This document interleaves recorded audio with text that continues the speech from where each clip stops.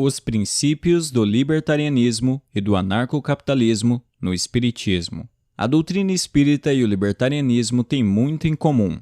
Este é o Visão Libertária, sua fonte de informações descentralizadas e distribuídas. Esse artigo foi sugerido e escrito por Rafael, revisado por Marco Batalha Jaraguá e narrado por Alexander Bard. As ideias e os conceitos do libertarianismo têm raízes plantadas há alguns séculos com pensadores como John Locke, Frederic Bastiat e Lysander Spooner. Porém, seu amadurecimento ocorreu com Murray Rothbard nas décadas de 1950 e 1960. Rothbard era discípulo de Ludwig von Mises, o principal expoente da escola austríaca de economia. Juntando os ideais libertários às ideias econômicas da escola austríaca, Rothbard formulou uma teoria libertária anarcocapitalista extremamente consistente. Fundamentada no direito natural à propriedade privada, ela nos leva ao princípio da não agressão, segundo o qual ninguém pode violar ou ameaçar violar a propriedade privada de terceiros. Agora, o interessante é que boa parte das conclusões a que Rothbard chegou na segunda metade do século XX já haviam sido reunidas em uma outra obra publicada bem antes, em 1857. Essa obra é o Livro dos Espíritos, escrito por Allan Kardec, um pseudônimo de Hippolyte Léon Denisard Rival. Abordaremos aqui onde estão esses conceitos no livro, que é a obra fundadora da doutrina espírita. Em formato de perguntas e respostas, o livro organiza bem as informações, abrangendo diversos assuntos. Começaremos pelo capítulo 10, da Lei de Liberdade. Entre as perguntas 825 e 872, Kardec discute a liberdade e suas consequências. Ele diz que a liberdade absoluta não existe, dado que há outras pessoas com quem nos relacionamos e com as quais devemos nos preocupar. É aquela história, sua liberdade termina quando começa a do outro. Por exemplo, você é livre para atear fogo no pasto de sua fazenda para estimular a rebrota da grama, mas você não é livre para deixar esse fogo invadir a fazenda do vizinho e prejudicar, digamos, sua cultura de milho. Nesse mesmo capítulo, é abordada a escravidão apontada por Kardec como uma aberração à lei natural, isto é, à lei divina, e que iria desaparecer gradualmente à medida que a sociedade progredisse. Ele também discute a liberdade da consciência e de credo, deixando bem claro que todos devem ser livres para acreditar ou deixar de acreditar no que quiserem.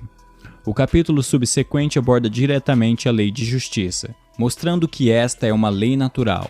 Embora a justiça seja um sentimento inato ao homem, muitos a entendem de modos diferentes. Segundo Kardec, isso ocorre porque as pessoas misturam paixões que acabam por adulterar esse conceito, dando a elas uma falsa compreensão do que é a justiça. Quando o livro se propõe a buscar a verdadeira justiça, ele traz o conceito central da justiça defendida pelo libertarianismo. Notem nas perguntas seguintes como Kardec critica o justpositivismo e defende, como os libertários, a aplicação da lei natural. Pergunta 875. Como podemos definir a justiça? A justiça consiste em cada um respeitar os direitos dos demais. Pergunta 875-A. O que determina esses direitos? Duas coisas, a lei humana e a lei natural. Como os homens formularam leis apropriadas a seus costumes e características, elas estabeleceram direitos variáveis com o progresso das luzes. Vejam se hoje as suas leis, aliás imperfeitas, consagram os mesmos direitos que as da Idade Média. Entretanto, esses direitos antigos, que agora parecem monstruosos, pareciam justos e naturais naquela época. Então, o direito que os homens indicam nem sempre é de acordo com a justiça. Além do mais, este direito regula apenas algumas relações sociais, quando é certo que, na vida particular, há uma imensidade de atos unicamente da alçada do Tribunal da Consciência. Pergunta 876. Posto de parte o direito que a lei humana consagra, qual a base da justiça segundo a lei natural? Disse o Cristo, queira cada um para os outros aquilo que gostariam para si mesmo. Deus imprimiu no coração do homem a regra da verdadeira justiça, fazendo com que cada um deseje ver os seus direitos respeitados. Na incerteza de como deva proceder com o seu semelhante, em dada circunstância, trate o homem de saber como quer que com ele procedam em circunstância idêntica. Deus não poderia ter dado guia mais seguro do que a própria consciência. Nas questões citadas ficam bem claros os princípios de justiça intrínsecos ao princípio da não agressão do libertarianismo, que pode ser extraído facilmente como conclusão lógica desses conceitos. Logo mais, nesse mesmo capítulo, temos ainda mais duas questões que destituem qualquer forma coercitiva de poder instituída pelo Estado. Assim como no libertarianismo, isso não é aceito no espiritismo. Ao contrário, essas formas coercitivas de poder são mostradas como algo não natural. Pergunta 878. Podendo o homem se enganar quanto à extensão de seu direito, o que o fará conhecer o limite desse direito? O limite do direito será sempre o de dar aos seus semelhantes o mesmo que quer para si, em circunstâncias iguais e reciprocamente.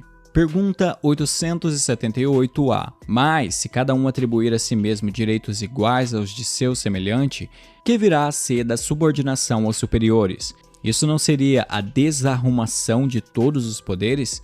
Os direitos naturais são os mesmos para todos os homens, desde os de condição mais humilde até os de posição mais elevada. Deus não fez uns de material mais puro do que o de que se serviu para fazer os outros, e todos são iguais aos seus olhos. Esses direitos são eternos. Aqueles que o homem estabeleceu perecem com as suas instituições. Ademais, cada um sente bem a sua força ou a sua fraqueza e saberá sempre ter certa deferência para com os que o mereçam por suas virtudes e sabedoria. É importante acentuar isto para que aqueles que se julgam superiores conheçam seus deveres a fim de merecer essas deferências. A subordinação não se achará comprometida quando a autoridade for deferida à sabedoria. No próximo tópico desse capítulo, Kardec aborda o direito de propriedade. Pergunta 880. Qual o primeiro de todos os direitos naturais do homem? O de viver. Por isso é que ninguém tem o de atentar contra a vida de seu semelhante, nem de fazer o que quer que possa comprometer-lhe a existência corporal. Pergunta 881. O direito de viver dá ao homem o direito de acumular bens que lhe permitam repousar quando não possa mais trabalhar? Dá, mas ele deve fazê-lo em família, como a abelha, por meio de um trabalho honesto e não como egoísta. Há animais que lhe melhor dão o exemplo de previdência. Pergunta 882. O homem tem o direito de defender os bens que tenha conseguido juntar pelo seu trabalho? Disse Deus: não roubarás. E Jesus exclamou: dai a César o que é de César, tão sagrado quanto de trabalhar e de viver. Pergunta 883. É natural o desejo de possuir? Sim, mas quando o homem deseja possuir para si somente para sua satisfação pessoal, o que há é egoísmo. Pergunta 883-A. Entretanto, não será legítimo o desejo de possuir, uma vez que aquele que tem de que viver não é um fardo para ninguém? Há homens insaciáveis que acumulam bens sem utilidade para ninguém ou apenas para saciar suas paixões. Julgam que Deus vê isso com bons olhos? Aquele que, ao contrário, junta pelo trabalho, tendo em vista socorrer os seus semelhantes, pratica a lei de amor e de caridade, e Deus abençoa o seu trabalho. Pergunta 884. Qual o caráter da legítima propriedade? Propriedade legítima só é aquela que foi adquirida sem prejuízo dos outros. Vemos aqui que se toma por base o primeiro de todos os direitos naturais, que é o direito à propriedade privada, incluindo não só a propriedade de seu corpo, como também a propriedade de bens, frutos do seu trabalho e adquiridos sem prejuízo do próximo. Garante-se também o direito a defender esses bens. Vejam, esses conceitos são justamente aqueles defendidos pelo libertarianismo. Entretanto, o espiritismo aponta que em tudo deve haver um equilíbrio e que o desejo em demasia de possuir tudo leva ao egoísmo, uma das chagas da humanidade que origina muitos males. Como um pequeno adendo, também iremos expor algo que tanto no libertarianismo quanto no espiritismo não é buscado: a igualdade das riquezas. Pergunta 811. Será possível e já terá existido a igualdade absoluta das riquezas? Não, nem é possível. A isso se opõe a diversidade das capacidades e do caráter dos homens. Pergunta 811-A.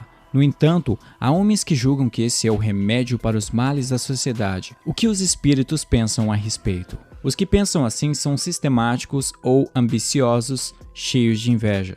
Não compreendem que a igualdade com que sonham seria em curto prazo desfeita pelas forças das coisas. Combatam o egoísmo, que é a sua chaga social, e não corram atrás de ilusões. Ou seja, vemos aí um ataque direto ao pensamento socialista que utiliza o poder da coerção para uma distribuição forçada e igualitária das riquezas. Kardec aponta o real sentimento por trás desse pensamento, a inveja. Portanto, nesses pequenos trechos, gostaria de apresentar tanto aos libertários os locais onde as ideias centrais dessa filosofia já haviam sido pregadas quanto aos seguidores da doutrina espírita, onde estão nela os conceitos do libertarianismo. Claro que o libertarianismo tem por objetivo ser um arranjo ético da sociedade, e a doutrina espírita abrange, além desse ponto, a busca do aprimoramento moral, a continuidade da consciência e a pluralidade dos mundos habitados. Porém, podemos ver as interseções de conceitos que auxiliam a criar uma sociedade justa, com uma real igualdade de direitos e que tem por premissa a liberdade da ação do indivíduo, dado livre-arbítrio garantido por Deus e limitando-se no direito do próximo. Obrigado por sua audiência. Se você gostou deste vídeo, clique no ícone de curtir abaixo e compartilhe o vídeo em sua rede social. Se você deseja ser notificado de outros vídeos, clique em se inscrever e depois no ícone da campainha. Até a próxima!